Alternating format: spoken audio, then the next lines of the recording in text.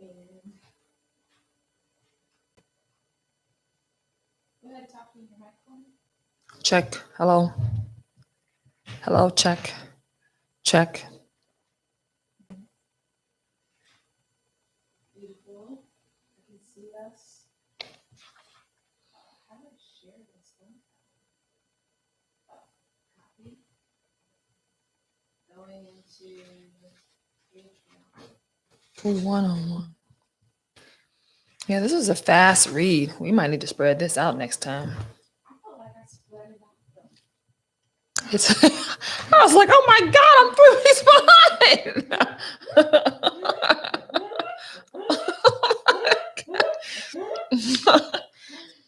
I don't log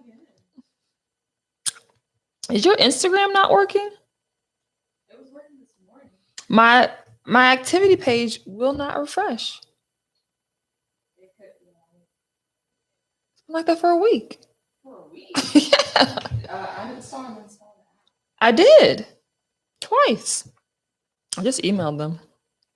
That's really strange. I can see that I have notifications, but I can't see what they are. And the activities page? Yeah.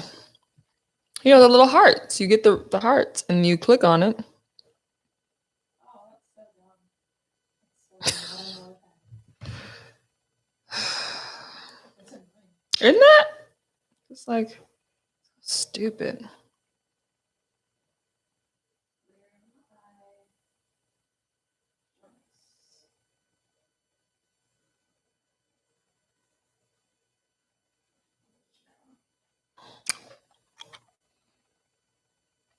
Cool. All right, Ericka. Oh, I just got your notification. Close this. Close this. Close this. Picture looks good. The picture that you're looking at right now? Yeah, like the frame. Are you in the frame? No, yeah, sit down. But I mean, when you sit down, are you in the frame? Should be. I guess maybe I can turn this around so you can see. Oh, yeah, absolutely. But just make sure you look at the camera, not there accidentally. You know what I mean? Mm-hmm. I was doing that the other day. I was filming myself. Check 1, 2. What is this? It's a little. It's a little darker now. Let's move the lights a little bit closer. That one. Bear with us, folks. That's how we do things live. Oh, that's a 304 people.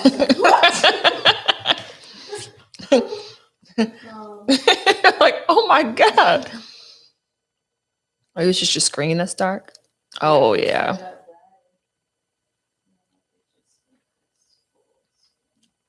But then I think you might need to turn it around because we might get distracted looking at that. But I just wanted to see how it looked. Oh, yeah. And then when I trim it, I'm going to trim it so the video won't have all the stuff, but I won't have to edit anything. It's a blessing. Save yourself time. Yep. All right. Let me turn this off. No vibration. I like the candle. We need to get some more candles. All right, guys. Welcome to Millennials in Ministry. This is a branch off of Millennials in Ministry. Yep. Okay. I think so. Book club. Yeah. Learn with me. It's the Learn with Me Millennials in Ministry Patreon. Got it. Yeah. There you So, go. thank you for learning with us. And my sister is back. I highly recommend not trying to do a book club by yourself because it's hard to have a conversation by yourself. If you watch that last video, I applaud Bless you. But how are you doing, Ericka? Tell people about yourself, your little pins, what's going on with the baby. Catch us up. So I'm tired. Mhm. My energy's a lot lower. The baby's sucking all my energy out. I am 37 weeks and 6 days. So tomorrow will be 38 weeks officially. So 2 weeks away from my due date. Baby could come anytime. Although mom just told me that I was 3 weeks late. So we bind and rebuke that. But I also was like, that means I'm confused about how they did pregnancy and birth in the olden days. Not that mom's super old, but Yeah. like 33 years ago. And then now, because that means she would have been 43 weeks by today's standard. And no one lets you go 43 weeks. They're inducing you by 42. So I'm just a little bit confused. Yeah, that is confusing a little bit. So anyway, so I'm a little tired. That's okay. And then what else? Oh, I'm just excited to meet our baby, see if it's a boy or girl. Mhm. It's just going to be really good. There's nothing else left to do. So I'm feeling a little like, okay. So I've been trying to like actually get out of the house more, which is like kind of a catch-22 because I want to remain safe. And obviously with COVID and things like that, taking precautions, but also just making sure that I'm not like just in the house staring at the same things, making up stuff to do because there really is nothing else left for us to do. So like today I'm washing sheets and like, you know, just getting all that together. So anyway, and then I have my pins on today. Want to tell the people what it says? The yellow one says, pay me like a white man. And the purple one says, carry yourself with the confidence of a mediocre white man. Period. But bump. Got these for Christmas because I requested them.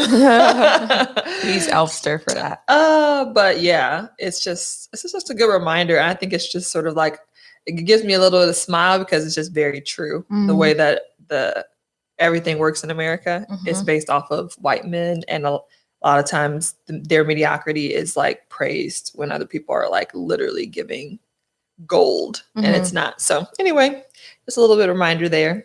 And I got my birthday earrings on for my siblings. And yeah, we're doing good. Had a nice breakfast and feeling ready. That's awesome.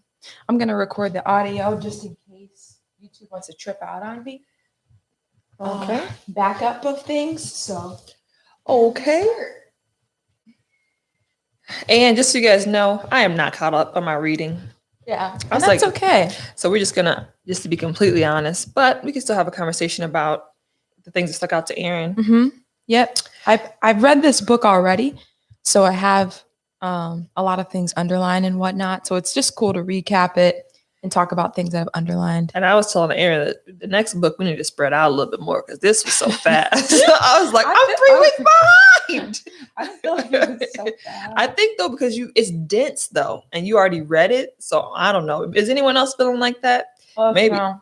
Let us know. Because I was like, I think all the sections you did could be 2 weeks.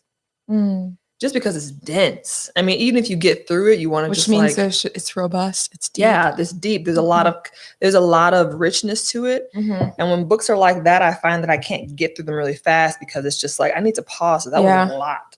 So anyway, I think I tried to follow the rhythm and pace we were before when I read it with Chris and Chase, but even then it was kind of a lot.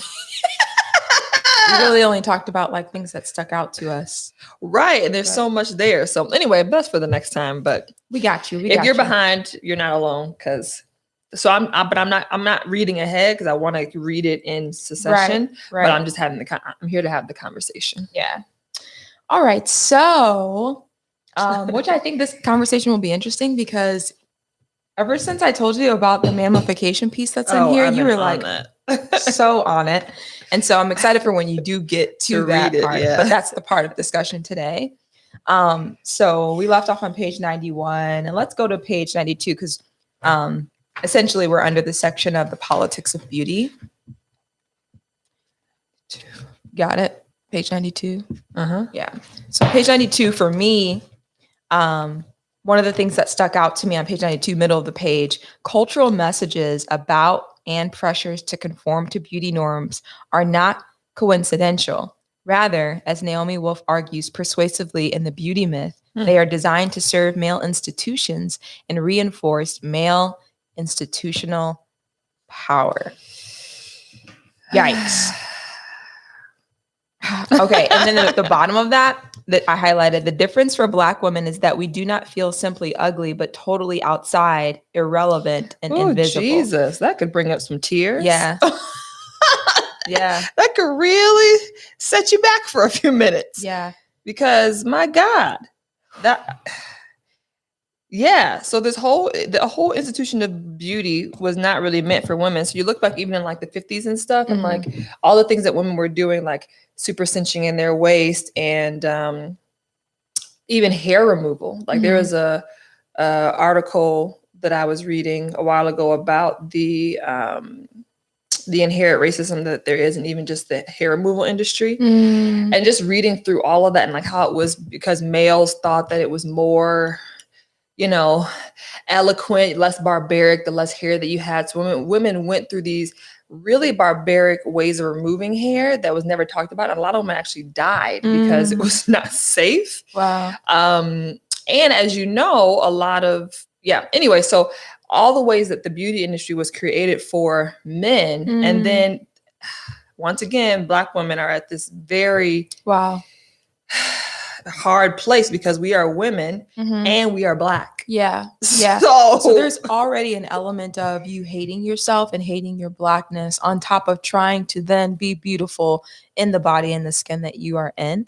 Well, yeah, but not even just you. I mean, I think that happens, unfortunately, just because of the society we live in, but just the people hating your Blackness, and hating your skin. You're already a woman, so there's things that you deal with as a woman in society, and then compound that with being a Black woman. So the things that are inherently racist about things, you deal with that, and also the sexism. So no other people group deals with both of those, right? So white women, they have like sexism and like all for the power and for the vote and stuff, and then Black men, it's racism, but we are Black women, right? So we are dealing with both of these, and it's compounded, which I think that sentence really sits home with me.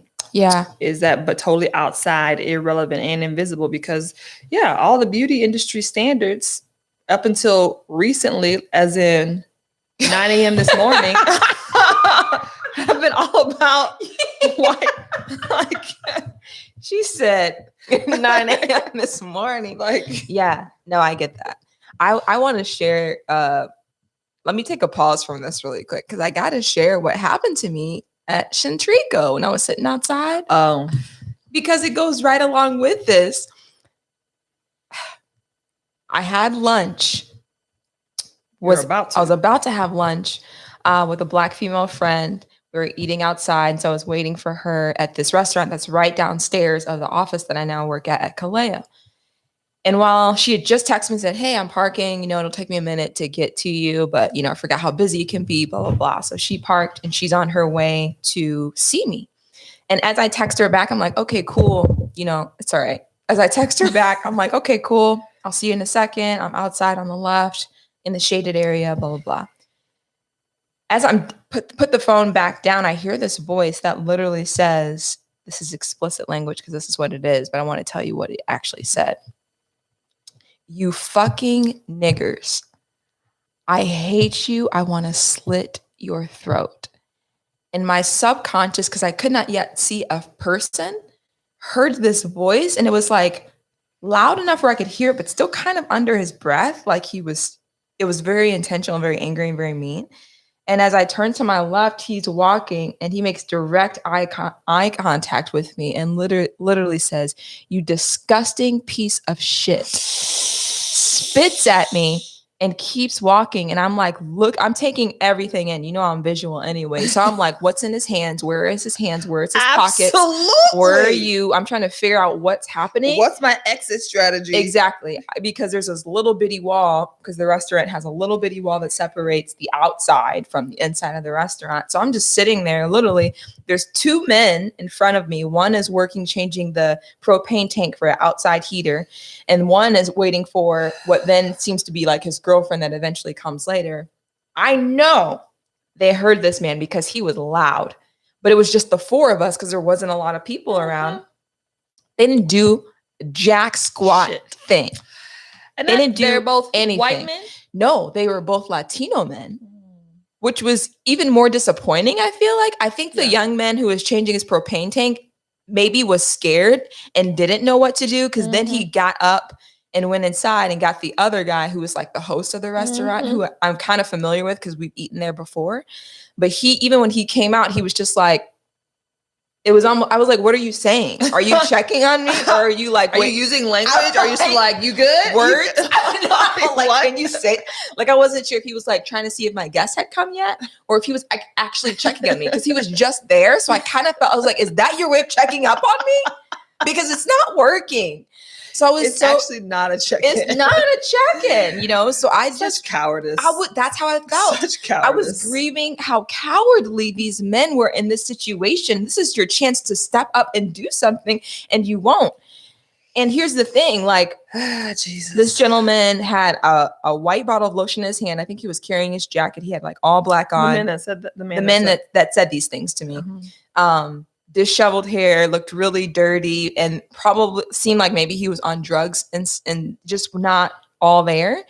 And I was talking to Obani, which I appreciate because I got a chance to talk to Kimberly Deckel and Obani, 2 Black women in the community here that have just been reaching out to me. And I was telling them the story, and Obani was like, see, here the temptation is we're always making excuses for other people. And I told her that because even you were the first person I told that story to, because after I finished lunch with the girl, I got to recap with her because she was a Black woman, which I was grateful for that. But then I was going to go fill out my meter for my car, and Ericka I'd missed your call during lunch. So I called you back and told you the story, and you were like, hell no. you were just like, me. Yeah, you're like, that was traumatic. You need to take care. There's all these things going in my head. I was like, tell Chris and Chase you're going home. Yeah. Like, appreciate you. Yeah. I've been verbally assaulted and threatened. I'm out. Yeah. It's a whole, it was just a lot. I was just in shock. And the more that I told the story, the more emotional that I got. And I felt like it was a direct attack against my Blackness and my Black skin. Absolutely. And the way that he made direct eye contact with me, and then he would keep walking and then turn back around and look. So I was like, are you coming back? Are you circling around? Do you have people with you? Like, what? I'm trying to take it all in. I'm trying to figure out, do I jump and run now? Do I wait for my friend? Do I leave? You know what I mean? Yeah, like, sweetie, we're not doing Yeah. I'll call you later. That's a wrap. Get back in your car. It was really terrible. And my next counseling session isn't until next Thursday. So then I was like, dang, like it would have been so, and you can always reach out to her and stuff like that. So it's not that I felt helpless, but I was also able to process it with you, with mom and dad. Kendall came over, checked on me, talked to Chris and Chase about it, which I was thankful that their response was like, whatever you need to do to take care of yourself. We could talk through this thing really quick and then just whatever you need to do. Mm-hmm. And so that's what we did. And then I just went home. You were like, whatever, get yourself something good to eat. I think mom told me that too. So I went and got myself some Joyride tacos, finished up my ice cream that I got from Churn, and just chilled. Good to yourself. Just was good to myself. Yep. Watched a movie with your boy. Yeah, we watched a little bit of Ever After and just chilled. And my sister is adamant, but she's prophetic in her words. When she says something, you better be listening. You better be listening because it's just the truth. It's not what people think now. It's what people will think later. That's actually what I've only realized that because Erin has pointed it out to me in the last, 2 years? Oh, I thought you were about to say 2 months. I was like, sweet, it's longer than that. No, like 2 years. I feel like you've been like calling it out. Maybe a year and a half. Yeah, like Ericka, you're prophetic, like you're ahead of what you're saying is ahead of how people are thinking. And I do think that is true. And I think even part of reclaiming my own Blackness is not shying away from like my gifts. And so I confidently say like, I can like see things, or just the way that my brain thinks is like ahead of how people think. So that's sometimes why I feel ostracized, not ostracized but like, how do I want to say it? Not that it's not easy for me to make new friends, but like deep relationships take me long, and I don't rock with everybody. Yeah, because of like you know what I mean? Because of how I think and how I say things and how I speak about things. I'm just like not everyone can rock with me like that. And the way that I even have my relationship with like church and all that kind of stuff is not atypical in the way I think about church and everything. Like, listen, I'm telling you here first. Aaron started to hear people talk about it too. We need to really be questioning this Bible that they given us. Yeah, we are so off topic. Yeah, we really need to be questioning this Bible that they gave us, because who interpreted and translated this Bible? It's a real thing. Who interpreted and translated this Bible? It's a real thing. Who did that? Yeah. White men. So again, it's kind of wild, because I was telling you, I recently just learned about an apostle that was actually a female in the Bible that the translators changed from a woman's name to a man's name because of hierarchy, surprised. patriarchy Yeah. because of those things. Like, I'm like, wait, hold on. Like the sorry, what? holiness, we're just going to change it. So we're changing the holiness, the holy thing. Okay. And you're going to change the framework by which so many people. But are we surprised? It's like, yes, but no. But no. You know what I mean? It's like the more Right. that I learned, I'm like, yes, but no. Right. It's like the whole thing with like the CDC and all this kind of stuff. It's like, man, I really want to trust that the government has our back, but Yeah. they don't actually. Yeah. Anyway, I'm on such a tangent. Let's bring it back. I don't know why you said I was prophetic. What were you talking about? I don't know. I think it just came up, and I think I just wanted Patreons to know. So if she Oh. tells you something, just Well, did you want to listen. finish up your story? Oh, well, that was kind of it. Okay. I just took care of myself there. And, what I like about counseling is that it teaches you practices that are healthy. And so I feel like because my counseling session is until later, I have to lean on the things that I have learned and walk myself through some of those practices. What are some practices? Well, because of her specialization in EMDR, like eye movement, desensitization, and reprocessing. So if you take a traumatic memory or an experience, because I do the counseling sessions on Zoom, there's this little ball on her computer screen that moves back and forth, and she'll have me imagine that situation and go and just watch the ball go back and forth and see where my brain essentially takes me and process through those emotions and what that is. So I haven't yet done this part, but even some practices of just journaling how I'm feeling about something, verbally processing it is very helpful. If I'm feeling anxious or afraid, doing a simple tap back and forth with my feet or with my fingers. I don't know if you can see what I'm doing, but just one after the other. And then also practicing just being aware of what I'm feeling and asking myself, what am I feeling and why am I feeling that? So that I can kind of narrow down what am I believing that's making these feelings come about, and then dealing with those things. So that's kind of like in a nutshell. But I think also too, what I've seen in you is just even slowing down. Because you were just blown past that, been up there, maybe not mentioned it to Chris and Chase, and worked your whole day. Yeah. Oh, I would have mentioned it to Chris and Chase, but the old me, the old you wouldn't 100%. have mentioned it. Yeah, you would have been up there and just worked your whole day and done everything that you had to do. Because that's the demand of Black women. That's what people expect. Right. And it's what I've expected of myself. But what I was telling Kimberly is like, I'm really learning to center myself. Because society teaches me to not center myself, and white people need to decenter themselves. Exactly. Like we're doing two different works. You know what I mean? Exactly. Two different works. So for them, the thing was to hear that, and then how do we make Erin center? Exactly. Or support her in her centering herself and remove ourselves from this equation. And I was super grateful because this work is very different than anything I've done. Like it's literally like every day doing like justice actual work. And being in this fight for racial equality and all of those things. So his words were very specific to what I feel like I'm called to do in this season and what I'm doing at Kaleo, which was hurtful in that sense. And then also, you're very angry at Black people. Yeah, I'm like, wow. I'm like, and I'm trying to move to downtown Phoenix, and I'm like, do I want to live here? Like, is this what it is? Yeah. You know? It's just a different experience, but there's all different types of people there, you know? But also Obani reminded me too, that don't forget that people are actually possessed as well. Like people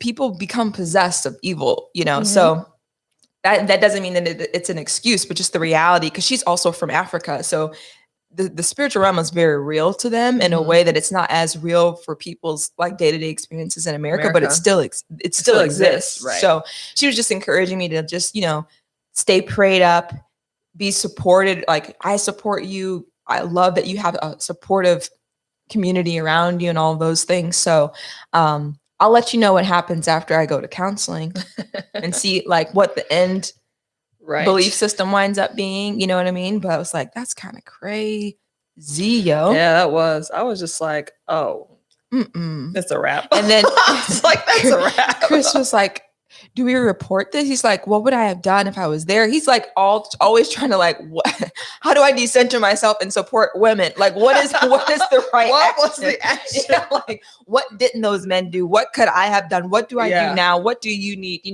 And Chase the same way, but Chris has such like a deep compassion. Like he's Yeah. so connected to women in ministry, and like Yeah. that's like has been so much part of his Yeah. heart for so long. But anyways, also the next day he gave me this painting and a really nice handwritten card. He gave one to Chase as well, because we both had difficult days that day in different ways. And it was of Mahalia Jackson, I believe is her name. And so it was just really thoughtful, and she's an activist and I'm learning about her, but she was the one who said to Martin Luther King, tell him about the dream, tell him about the dream. And he put his notes aside and did the I Have a Dream speech. Yeah. And she was a singer. Mom told me, I don't know if she told you, but Mahalia Jackson went to the same church that Auntie Pat now goes to in Chicago. Really? Yeah. And she was a well-known singer, gospel singer. It was one of Granny's favorite. She was one of Granny's favorite singers. Oh, I thought for a second it was at Granny's church that Auntie Pat goes to, Uh-huh. but it's mom said they're a mile away, but it's Okay. close. Because we've been at Granny's church where Right. Granny ushered for Where 40 Granny, years with her the little white gloves. You know what I mean? I was like, And her, I've been in that church. her Yes. usher outfit. Mhm, mhm. Oh, So miss my yeah, granny. I miss her too. We're giving you a lot of like personal stories, know. but it's great. It is We great. can do whatever we want. It's our book club. This is what would happen if we actually had a book club. We'd just be talking. Exactly. I'm Yeah. sorry if I'm getting feedback for this, y'all. I'm trying to figure out the belly. I can't really lean forward anymore. So That's okay. Keep talking. hello. Yeah, your levels are fine. Yeah. Anyway. Okay. All right, I'm going to skip around a little bit Skip because we've been around. talking for 20 minutes. I want to like jump into the mammification piece. Then jump. All right, page 99. Jesus.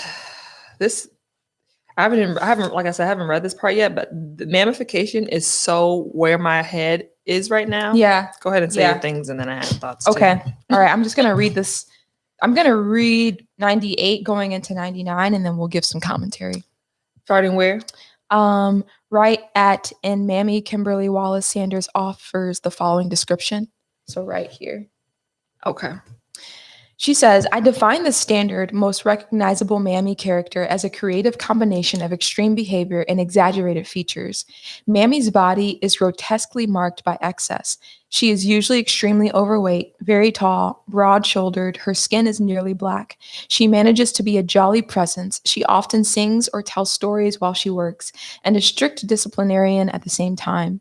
First as slave, then as a free woman, the mammy is largely associated with the care of white children or depicted with noticeable attachment to white children. Her unprecedented devotion to her white family reflects her racial inferiority. Mammy is often both her title and the only name she has ever been given. She may also be a cook or personal maid to her mistress, a classic Southern belle whom she infantilizes. Did I say that right? Mm-hmm. Her clothes are typical of a domestic headscarf and apron, but she is especially attracted to brightly colored, elaborately tied scarves. Mammy speaks the ungrammatical plantation dialect made famous in the 1890s by popular white Southern authors like Joel Chandler Harris and by subsequent minstrel shows. Her own children are usually dirty and ill-mannered, yet they serve as suitable playmates for her white charges. She is typically depicted as impatient or brusque, sometimes even violent or abusive with her own children, in contrast to her lavish, affectionate patience for her white charges.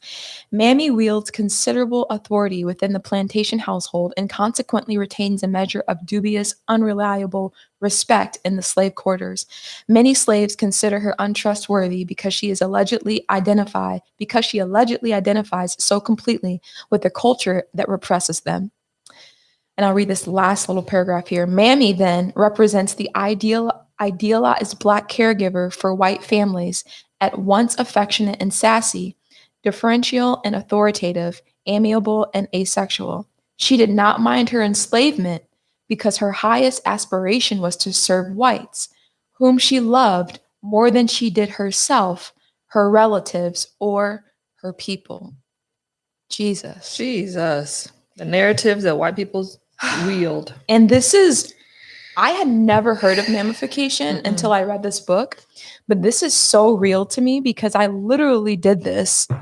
Without knowing it. Speak on it. There is a family, a young white family, Justin and Sarah Kane. We just start naming things because you have to name it to gain authority back. Honestly, a lot like of white reclaim your families dignity. back in the day, but go ahead. Yeah, specifically the ones I can think of Mhm. most would be Justin and Sarah Kane.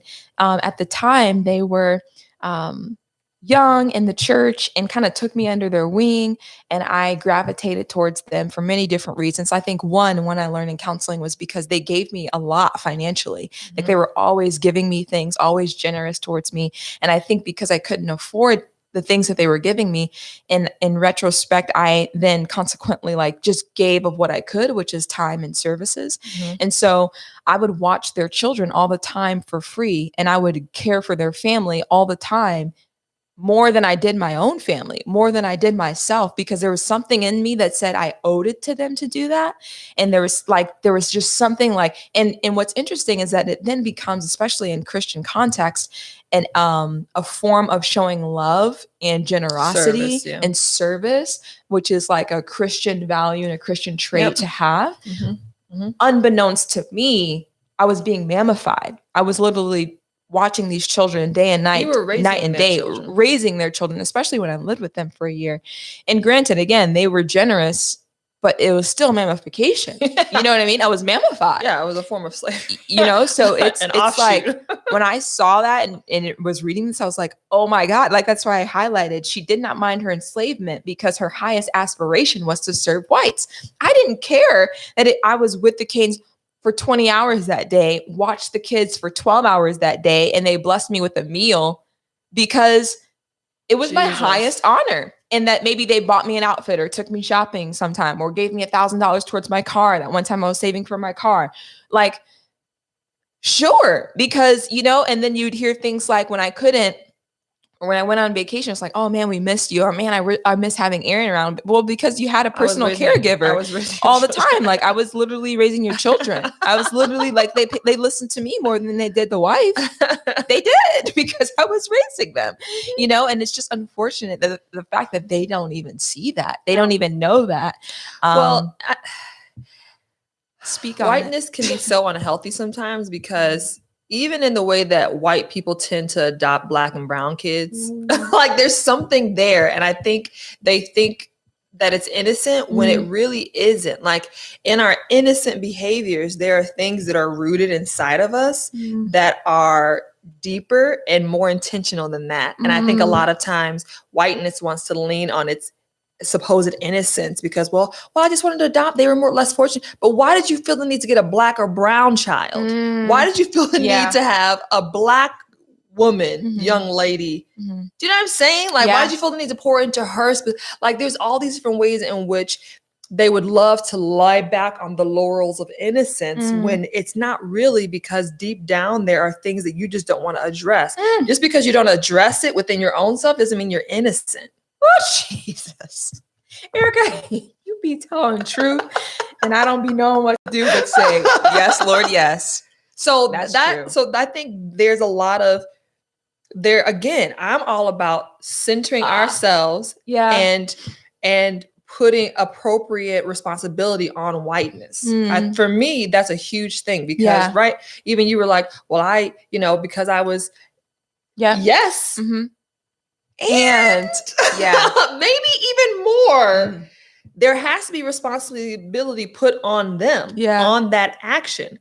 Again, I there's something about when white people just want to adopt Black and brown babies. Do you know what I'm saying? There's something about it, guys. That's all I'm saying is there's something about it. And for me, do you want to say something before I? No, go ahead. For me, when Erin was telling me about magnification, so I've been a teacher and educator my entire life. And I've taught in the most wealthiest schools of Chicago and the most deprived and the just really, they don't have a lot. So I've taught all different types of kids. And I've always had this feeling of like, I love kids. I always wanted my own kids. But I've always had this feeling of like, when it comes my time, I don't ever want to be pouring more into other people's kids than I do my own kids. Yeah. And I think it was this. It was this deep feeling inside of me of not wanting to be mammified, essentially. Like I'm never like this, like I'm never going to care more for your children than I do for my own children. Wow. I won't do that. And so I think it's been this sort of transition as I've gotten pregnant and been blessed with this child of like, how do I transition myself into a new phase of my career? What does that look like? Because honestly, the way that teachers, and this pandemic has showed a lot of people's asses, but the way that teachers are pushed into parenthood is outrageous. So in America, teachers are parents. And I understand and I get that because of our capitalism and the economic system that a lot of parents by choice or by necessity have to work a lot and da-da-da-da-da. But the responsibility of raising kids has been placed on the shoulders of teachers, which is wrong. Because we didn't have the kids. We are educators. We are not parents. We are not the ones that are responsible for making sure they show up to Zoom or show up to class. We are not the ones responsible to make sure that they are supposed to be eating. That's a community thing, but that's not a teacher thing. And it's been a teacher thing. Like they're saying that it doesn't even matter if teachers are given access to vaccines or whatnot. Like that, it doesn't matter. Schools should open, that schools are not a hot spot. It's just all these different ways in which the devaluing of teachers' lives and personhood, it's always been that way, but it's been exponentially compounded with COVID and with the coronavirus and with quarantining. And then the marginalized, and then women of color, specifically Black women, are going to always be the most marginalized, even in the context of teachers. Absolutely. So teachers are being mistreated, but then the Black women who are teachers are the most mistreated. Absolutely. Just by because we're Black and we're women. So, and then you guys, I have lots of opinions. It is what it is. If you disagree, write it in the comment. That school, I forget what state it was. I wish I could remember that. We're given an option to opt out of Black History Month. I saw that you posted that on your story. It's like, this is outrageous. Ma'am. Like, these are the things in 2021. Wow. White parents are given the option to opt their kids out of Black history. Can I opt my child out of white history? Can we flip? These are the things. So as a teacher, you're seeped into this environment where it's not made for you, and you're teaching a curriculum that has intentionally removed you from the equation. Anyway, back to mammification. So I think specifically as a woman of color in an educator's role and system, mammification is a very easy place to slip into, in the fact of you end up raising other people's kids. And some people, right, it's not for everyone, but for me personally, that's something that I'm not willing to do. And I don't want to be a part of it. Like I will not put more energy into other people's kids than I do my own.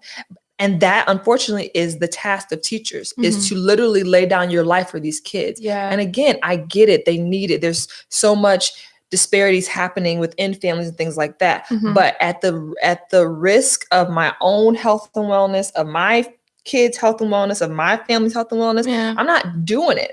And again, that's different for white teachers and Black and brown teachers. It just is. I know a lot of teachers that are career teachers and been teaching for 40 plus years. They have plenty of kids, but I think because of this ingrained systematic racism, white supremacy, all these different things that we have to think about, it's a more complex and layered conversation for Black female educators. So that's sort of where I land on it. And when Erin was talking to me about it originally, I was very like, oh, that's exactly what I'm feeling. And that's not what I'm going to be doing. I will not do it. I will not do it. So anyway, that's kind of where I'm at on that. She just kind of really breaks down mammification for the rest of this chapter. And we're talking about racism. It's not a standalone issue because, mammification is a subsect of this topic. And so I just want to go through it, and I'll read some of the things that stuck out to me. And you just interrupt me if you want to say anything additional. That's cool. So on page 101, right before it says mammy by another name, she says, mammification consequently remains a common experience among Black women who work and minister in predominantly white contexts, including corporations, churches, and parachurch organizations, and colleges and universities. And schools, And schools, which is exactly what we were just saying. Exactly what I was saying. Yeah. Exactly what I was saying. Then she goes into the memification and what it looks like for other cultures And other women of color. Yep, and other women of color. One of the things I highlighted, page 102, the middle of the page about that new paragraph that starts. For Latina women, we see the mamification process at work in the Marianismo ideal. Do you see that? Marianismo. Oh, Marianismo. That's what I would say. Marianismo. Patriarchal gender role expectations about women in Hispanic and Latino cultures. The other one. Oh, malinchismo. Yeah. There's a lot of words I don't know. women into two categories: the good women, Marianismo, and the bad woman, malinchismo. That's what I would say. But if you are of Latinx descent, you let us know. Help us out. The other thing I highlighted, page 103, in professional context, the Marinista is expected to be willing to take on more difficult workloads without complaining. I've definitely felt that as well. And I know that my Latino women, they feel that as well.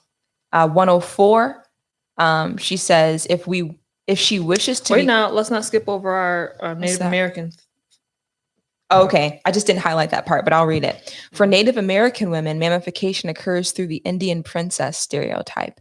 Like the mammy, the Indian princess is a mythic figure whose fascination with and loyalty to white people and white culture overshadow her cultural identity. You guys, do you see and understand how white people just be making up stuff and then it's law?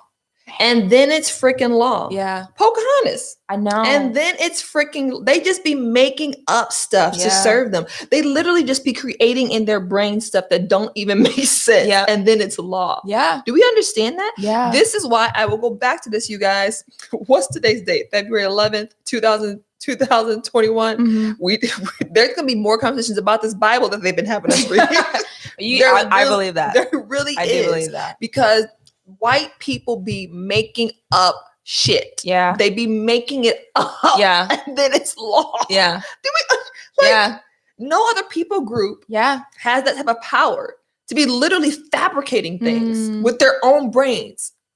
That's just wild to crazy? Just sit and think about that. Just sit with that for a minute. And then to think that we build our entire lives around these ideologies that are false and made up. And systems that don't make any sense. It's wild. It's like, oh, well, you just need to try harder. No, actually, the system is not created. Right? Like, you know what I mean? Like all these different things of like, well, if you just tried harder, if you just were like nicer, if you just weren't as angry, if you just were did this, if you did that, I did that, you should be thankful. Well, they paid you at the what? Yeah, they bought my services with $1,000. Okay, it's and then when you start naming it and calling it what it is, then you're like, hold on, hold on a minute. Absolute minute. Shoot, man. No, they be making up stuff. Man, that's wild. Isn't that crazy? Yeah. Jesus. Top of page 104. The Indian princess then is defined in terms of her relationships with white male figures. If she wishes to be called a princess, she must save or give aid to white men. This is why I'm wearing this today. Yeah.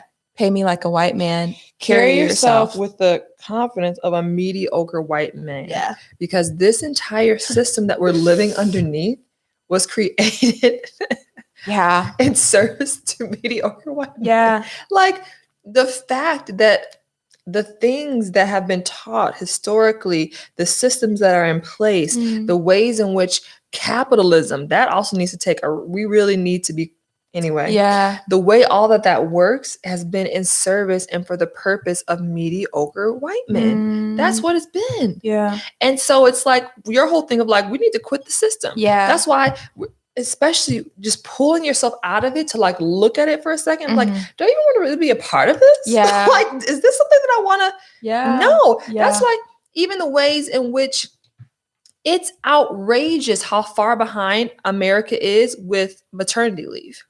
In comparison to the world. We're really the best country in the world. Get the F out of here. Yeah. As a teacher who has spent my entire career shaping and molding the Yeah. lives of these little rugrats, Yeah. these people's Yeah. children for 10, 15 years of my entire life. Yeah. I get 6 weeks of 60% pay. Mm. 60% Talk about it. pay. Tell the truth. Yeah. And then if I want to take more time because you're not even really mentally 6 weeks is nothing. Yeah. Stop. Yeah. That's like the bare minimum of like, oh, you should be healed. But it honestly takes longer than that. And it doesn't even address the mental, emotional thing that you go through as a mother. It's outrageous. So that's a disrespectful 60% pay. Y'all can't even pay me full time. So then there's that. But then there's also, after that, if you want to take more time, it's unpaid. You know what's interesting to me about all of that is that the demand that is put upon women who work, especially women of color, proves how needed we are in society. But the pay proves how undervalued we are seen as in society. It's the same thing. It's the same thing. But that's the caucasity of whiteness. Yeah. Is that they would put that amount Yeah. of pressure on you to raise their kids, to Yeah. to be the stables and the pillars in society, and yet you're not worth anything. Yeah. And yet your life It's a is form not, of slavery. It is. It's a form and of here's the thing. They do that because, again, they want the pressure of raising kids to be on teachers, to be in the education system. They want the educators to raise kids instead of shifting that weight to the parents, because now I have to pay someone else to watch my 7-week-old, Wow. 7-week-old, so that I can go watch someone else's kids. Yeah. Yeah. I don't know about that. Yeah. And again, there's a balance because some women really like work, they enjoy that. So I'm not talking about that. But what I'm talking about is, as a woman, you should be getting paid. In Europe, they get a year off paid. And oftentimes the dad does too. A year off paid. Full For pay, having a child. full benefits. Wow. You know how much more productive, how much more loyalty they would get from people as far as work. I mean, and if you allowed a mom to really heal, you supported her in that, and she came back, she'd be better, because women always make everything better. Yeah. And as a mother, you even compound yourself and make yourself even more valuable, because all the lessons that you learn with your body, emotionally, spiritually, all of that. It's so it's an asset for you to have a mom, especially a mom of color, on your team. But yet you ostracize them and make them feel like they're not valuable, and they have to do backflips to try to make sure their family doesn't go under in the 6 freaking weeks you get them to be off. It is outrageous. It doesn't make no sense. It doesn't make any sense. It's outrageous. Wow. And this is America. I'm more and more. I'm like, y'all really think this place is some stuff, but it's stinking a lot. Yeah. Starting to stink. Fumes, right. It's making me want to vomit. It's not it stinks really in here bad. Okay. So don't get it twisted. Yeah. Don't get it twisted. Anyway, It's good, Ericka. lots of tangents today. Tell the truth. It's been a while. What page are we on? We're on page 105. Outrageous. I wish I could be like page 105, line 10, but I don't really have accurate numbering like that. So anyways, whether it is the stereotype of caring Are you mammy, halfway through the page? I'm like right here. I don't know what to say. Just turn and flip so people can see. Well, I don't know if it's right Sure. here. If you can see Yeah. that. So I would say quarter way down the page. Quarter way down the page 105. Whether it is the stereotype of the caring mammy or her modern counterpart, the strong Black woman, the domestic Marinista, the subservient China doll or geisha, or the collaborationist Indian princess, romanticized images of African American, Asian American, Native American, and Latinx women shape Latinx women shape expectations about their behavior, performance, and relationships. Wow. These expectations become the measure by which they are gauged in the intra-ethnic and interethnic relationships in professional and personal settings, It is not surprising then that in presumed incompetent multiple writers across race and ethnicity attest to the burden of dealing with white colleagues and administrators' expectations that they will assume caretaking responsibilities for students, for their colleagues, and for the institution, in addition to their formal teaching, research, and service obligations. It's the expectations are unreal. We literally just had a whole rant about that. There's more language for it for you. It's right there on page 105. That's why I loved reading this book. I'm like, she just keeps she just keeps saying the thing. She just keeps saying the thing. These are you guys. Yeah. We gotta blow the top off of this whole thing. Because you're just like, I've been thinking this and saying this and feeling this for my whole life. Yeah. This is the thing. Yeah. You're like, we're not crazy. Yeah, we're not. Crazy. We're not. We're not You're not. crazy. You're not. There's a few people that I follow on I forget her name. Dang, I wish I could remember her name. On Instagram. I love her, but she does these like Friday things. Actually, I have to see her thing on Friday. I have to see what she did. Lise, I believe her name is. Anyway, she just keeps it real. Mhm. It's like, I'm so about Black people being like, and actually that's false. Yeah. Like, Yeah. actually that's no. Yeah. You've been saying this for a while, but we're off of that. Yeah. And we're over here now. Yeah. And you're wrong. I look forward to the day when, as people of color, I mean, we already aren't we the majority in the country? Or is there statistically, will we be by certain time? By 2045, statistically, because there's so many biracial relationships right now, will be more majority. It'll be non-white. The Right. country will be by 2045 statistically. But there are a lot of other cultures already represented. So that's why I'm a little unsure of like what that statistic means, but it's more about, it was a study about Gen Z in particular. Okay. All that being said, I don't know what your point was in saying that. Anyway, I just look forward to that because I know, just because of everything that we've gone through and the fact that we're not burning everything down, that we'll treat white people better than they've treated us. And that's sad, and also a testament to the kind of people that we are. Because You really think we will? we already have. Yeah. We could have been burnt this place down. Yeah. Are you effing kidding me? Yeah. 400 years and then we're still dealing with this ish? Yeah. The fact that someone said this, I can't take credit, but the fact that we're seeking equality and not revenge speaks daily to the type of people that we are. And they want to present us as brutes and animals and all these different ways they want to brutalize us, but they are the brutes. They are the ones that are barbaric in the ways they've treated people for centuries. Yeah. Yep. And it's dangerous because they would try to put that on us, but we are not, because sweetie, let me tell you. Yeah. The fact that we are seeking equality and not revenge tells you a lot about our character.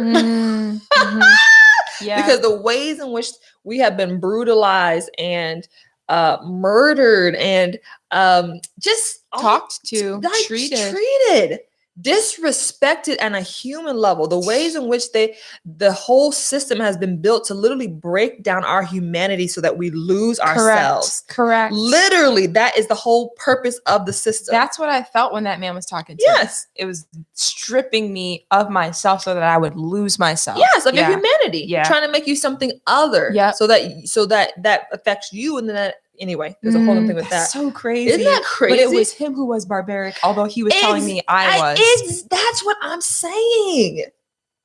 Yeah. That's what I'm saying. Yeah. So I look forward to the day. Yeah. And I think the shift is already happening, right?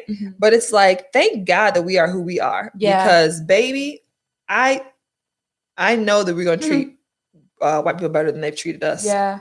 And Kendall had said something to me. I don't know if he heard this thought somewhere or if he fleshed it out himself after listening to stuff. But that's the greatest fear of whiteness, is that they fear, the reason why they're so barbaric in how they treat and act out of so much rage in how they treat people of color and they're hate so angry. Is because of the fear that if we are given power and resources, that we would treat them the way they've been treating us. That's the fear. fear. That's the fear. But we're not like you. Right. Like, exactly. We're not. Yeah. We're not the people that stole people from there. I keep going by. We have to keep naming it. Yeah. This is us processing. So log off if you need to log off. Love you. Appreciate your ministry. But we're gonna be here. Yeah. We're not like you. We're not people that stole people from their motherland and completely stripped them of their identity. So now they don't know where they come from and took them to another land. We're not people that got to this land that was already inhabited and pretended like we actually founded it and discovered it. And we're not people that then forced those people to show us how to till the land, use the Black people to till the land, and then killed off people that owned the land by giving them infected blankets as gifts. We're not people that mass murdered generations and thousands of Native people. We're not those people. Yeah. We're not the barbarians. Right. And they steady want to make it seem Black people specifically, but that Black and brown people are barbarians. And we are not. White people are. Yeah. White people are brutal. Name that thing. Ericka. They are not innocent. They're not Set these us little free. damsels in distress Set and us like free. purity and hairless. And that's you are brutal. The brutality of whiteness and white women set us free, Ericka. Set us free. Set us free. So say the thing. What are we gonna say? Say the thing. You said white women. Well, you said on their little stomach and just because they're the most brutal of them all.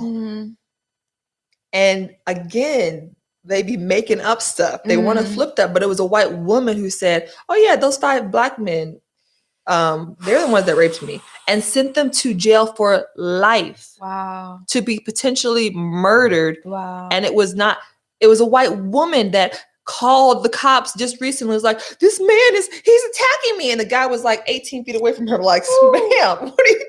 He's attacking me right now. I'm scared." Yeah. But she knew exactly what she was doing. She knew exactly what she was doing, and also what she was taught to do by her white mother. Yes, like it was the white mom a white woman that drove her son across state lines to shoot people at a riot, put him back in her car, and drove back across state lines and tucked him in bed that night. Wow. That was a white woman. Wow. It was a white woman. Girl, don't get me started. Don't have me put people's business out here. Go for it. Set us free. Don't even put people's business out here. Set us free. It's a white woman that reached out to her husband because she was upset that a Black man liked a comment that painted their church in a light. Yeah. It's real. It was a white woman that did that. Yeah. Threatening to remove funds that they had already committed to this Black man. Because he liked a comment that potentially painted them in a bad light. The kind of control they feel like they have over people's lives is outrageous and it's evil. It's really disgusting. Wow. But the society wants us to believe that we are the disgusting ones, Correct. that we are the barbarians, that we are savages, that this Black man for liking a post, he's the barbarian. Sweetie, what? And what's so powerful, and she talks about this in the previous thing, this is what I went over by myself, which you'll get to, but she talks about internalized oppression. We start to believe that we are barbaric, and we're not. Absolutely, because it's been 400 plus years of this mess. 100,000%, Ericka.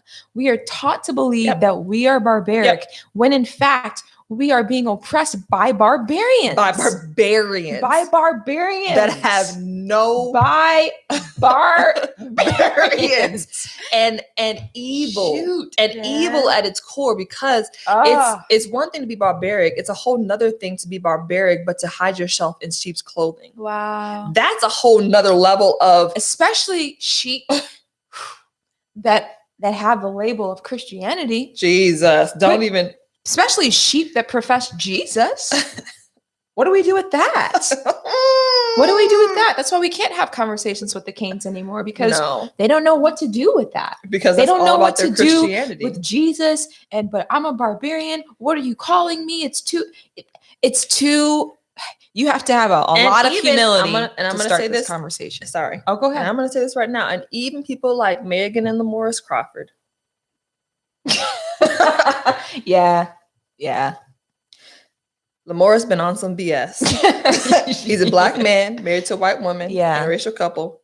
But he been on some BS talking about justice is not a part of the Bible. It's not a doctrine of the Bible. It's not a Literally said doctrine. justice is not a doctrine of the Bible. Literally having conversations with Mm. white people talking about how the rage that Black people feel is often not justified, or it needs to just this message of it has to come back to love comes from white Christians, and it comes from Black Christians that are in the sunken place. Mhm. So I have to call that out too. Yeah. Sorry, not sorry. Yeah. But these are the things that I'm not on anymore. Yeah. Like I will remove myself from that because it's dangerous and it's harmful. Because honestly, justice is a primary pillar of the gospel, specifically Jesus' ministry. Yeah. Yeah. And love does not cover all. Yeah. Like, not like that. They want Yeah. to use love as a blanket to like what not have to deal with things. Nah, brah.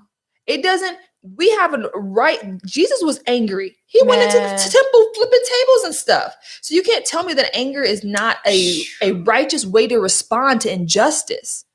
And this is what I talked about Jesus, in the don't have recent me out here. Iridescent Women podcast, is that people disciple people based on values that they carry. So if you carry a value of white supremacy, you will disciple people.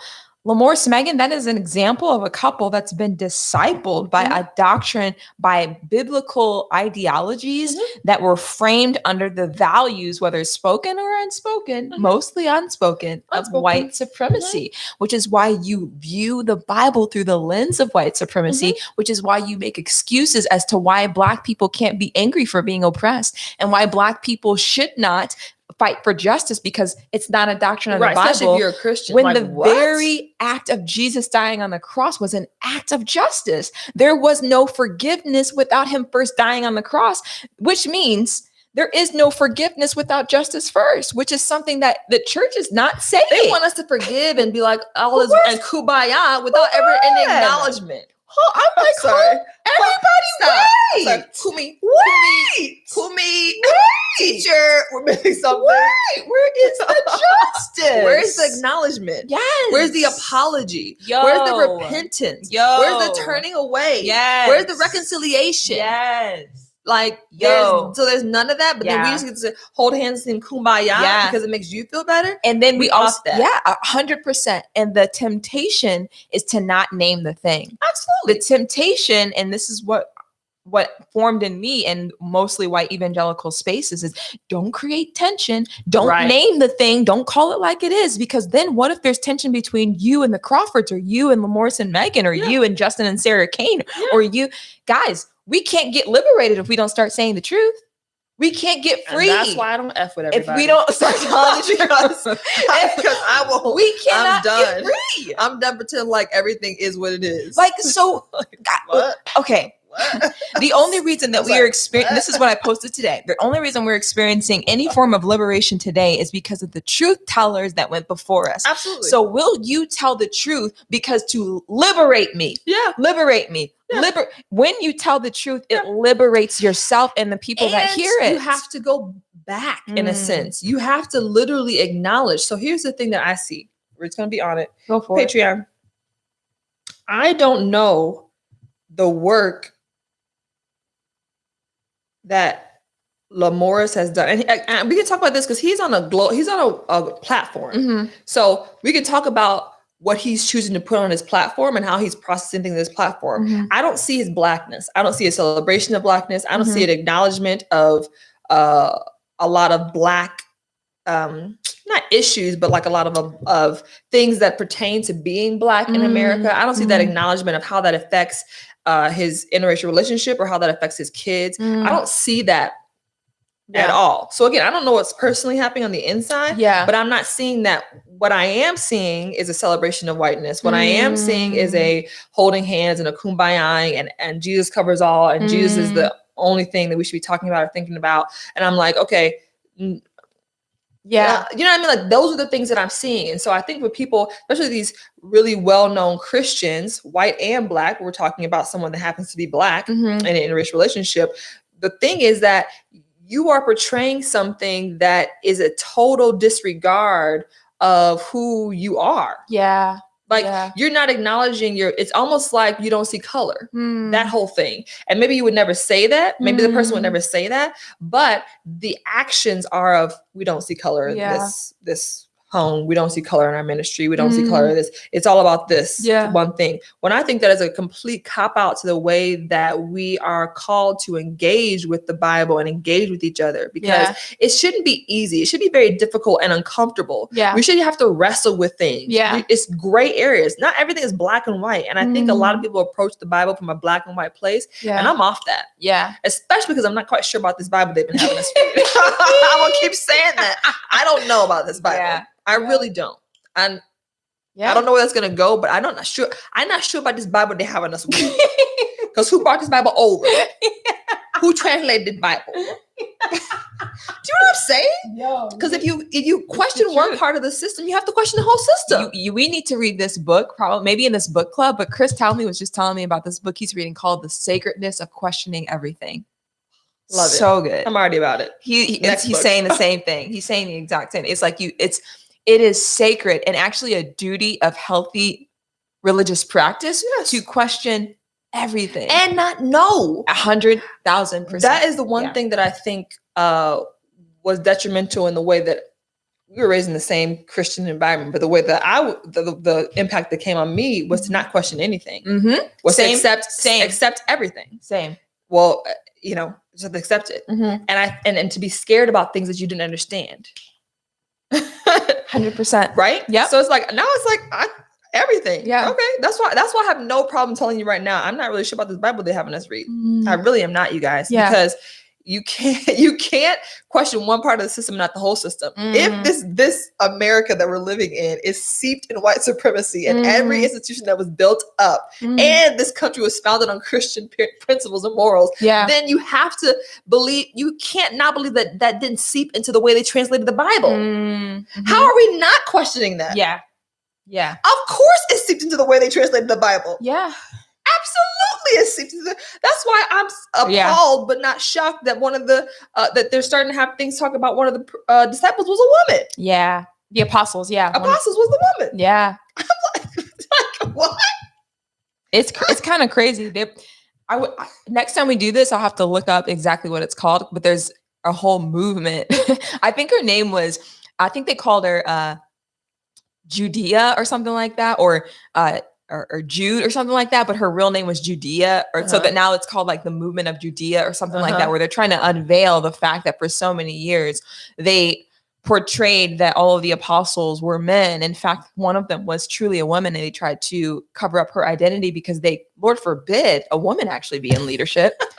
Lord forbid a woman actually lead us. And this is what I'm saying. So if these are the things that have happened and have been set up as pillars in our minds, and let me go get it right now. Actually, go ahead. And if these are the things that have been set up in our minds and have happened, then why would it not be possible then that these other parts of the Bible, or these other things that we've been fed, or these other things that we've been taught to believe could potentially not be right? Because one, it crumbles your whole understanding and it shifts your whole very foundation, and that's scary. And a lot of people don't want to do that scary work. Well, I'm here to tell you that on the other side of crumbling the very foundation in which you were raised, as far as a Christian is concerned, there's freedom.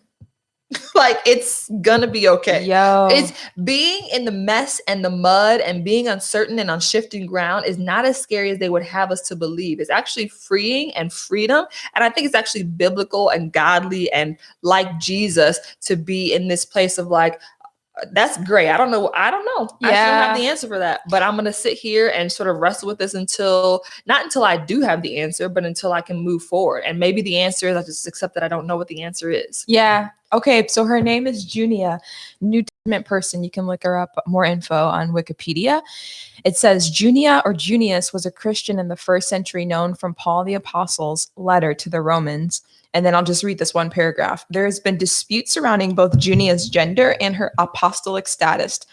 Although she has been viewed as both female and an apostle through most of Christian history, as well by the majority of scholars, the first text regarding Junia as a male, named Junius, came from the 12th century manuscripts, and the first named author to describe Junia as a male was Giles of Rome in the 13th century. Giles of Rome. That was and that's just like one, we're talking about one and character. It's also Wikipedia. So. Yeah. Right. My Marco had sent that to me because he was like, "Did you know?" It's like, well, that's kind of cool. And I think he was showing me as an encouragement, as just being a female pastor too, is like, women have been leading for a long time. This isn't new, but it's also not new that men have been trying to silence women right? for a long time. For a long We're talking about 12th century, time. 13th century stuff, you know? The only reason they let Esther in was because her whole thing was like beauty and stuff. Yeah. But you know what I mean? Like these are the things. Mm. These are the things. These are the things. So Yeah. anyway, I just hope that even from our conversation that people go out and are just more comfortable with being uncomfortable. It's something I tell my students all the time. That's how you grow. That's what it means to experiment, to try to experiment with your life, with your ways of thinking, to be comfortable with being uncomfortable. Because if your primary idea or if your primary focus is to be comfortable, you will never learn, you will never grow, you will sink deeper and deeper into this like cementic way of thinking. I just made that up, but you know what I mean? Cementic way of thinking. But if you get comfortable with being uncomfortable, you're fluid, you're free, you're able to really just flow through. Like, why do we have to know everything? Why do we have to know we know about everything? Why? People are so Christians so caught up in abortion and gay rights and all this and women leadership. They're so caught up in having to know that they know that they know. Can't we just not know? Yeah. Can't we just be like, I'm not sure. I don't know. But it's not my decision. It's not my. Who am I? And I know I'm supposed to love people. I know people. I know everyone. I know everyone was created in the image of God. Yeah. I don't understand. But again, if we look back at the history of America, if you know, America said, you know, from its inception or whatever, or had this trouble with even gay rights and men loving men, women loving men, women loving women. It's like, can we trust the American way of doing things? Like, you have to look at people's track records. Yeah. If America has been sexist and racist and all, like, so then we trust that to be the thing that's telling us that this is wrong. We trust that Christianity that came over and committed genocide. That's the Christianity we want to trust to tell us that this thing is wrong. Yeah. That's where I'm at. I'm like, no, I'm not going to do that. Yeah. I'm not on that. I'm not aligning myself with that, because that's wrong. Like, that is some other stuff. So anyway. Yeah. I think we'll stop there. There was a few more things that I underlined, but I think that'd be a good place to stop. Wow, just a hard stop. Huh? Yeah. Dang, we gotta work on that transition. I was gonna say some closing words. Okay, go ahead, say your closing words. Just like that, huh? My closing thoughts would be this: is that if you are a woman of color, I feel like this might be a rhythm of mine with these types of videos. But one, if you are a woman of color, a person of color, take care of yourself, look after yourself, slow down, and ask yourself, what do you need in this moment? If it's a bath, if it's a good meal, if it's a walk in the sun, if it's a massage, it's like, let me call my friend that just makes me laugh, or what have you, do that. Because, and I think you said this when we were talking to Alicia that one time, and it's just stuck with me, is that sometimes the act of justice is you taking care of yourself, because nobody else is going to take care of your Black body the way that you do. And so lean into that heavy. And if you are, would you like to add to that before I talk to white people?